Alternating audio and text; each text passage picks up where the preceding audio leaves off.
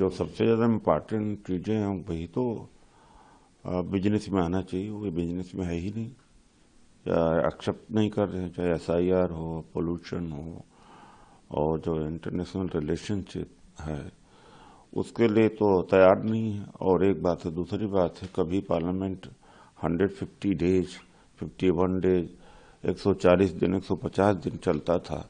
आज पार्लियामेंट मुश्किल से 60 दिन का रह गया, उसमें से भी डिसरप्शन, बाइकॉट।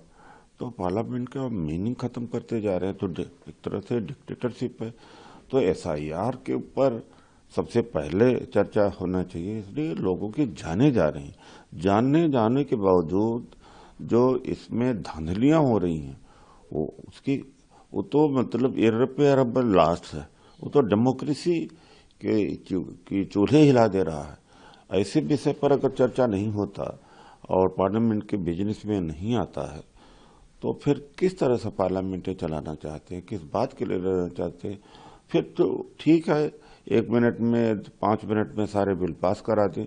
पहले यही हुआ है, अब यही करेंगे। डेमोक्रेसी की हालत तो क्या रह गया, क्या हो गई है इस देश में। किरण रिजिजू जो पार्लियामेंट्री अफेयर मिनिस्टर भी हैं, उन्होंने कहा कि किसी ने कहा कि पार्लियामेंट फंक्शन नहीं करेगी। ये अगर कोई कहता है कि SIR के नाम पे वो रकस कर सकते हैं पार्लियामेंट में, हम ये पॉजिटिव मान रहे हैं कि हम तो सुनना चाहते हैं।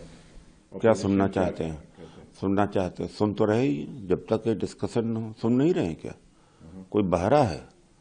चारों तरफ से आवाजें आ रही हैं। असम में क्यों नहीं SIR हो रही है, ये बताएं, क्या कारण है?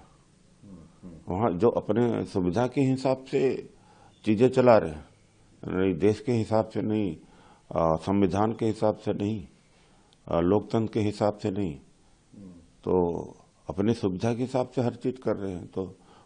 तो विपक्ष को चाहते नहीं कि विपक्ष सहयोग करे या विपक्ष की बात सुनी जाए। जब नहीं सुनी जाएगी तो क्या करेंगे?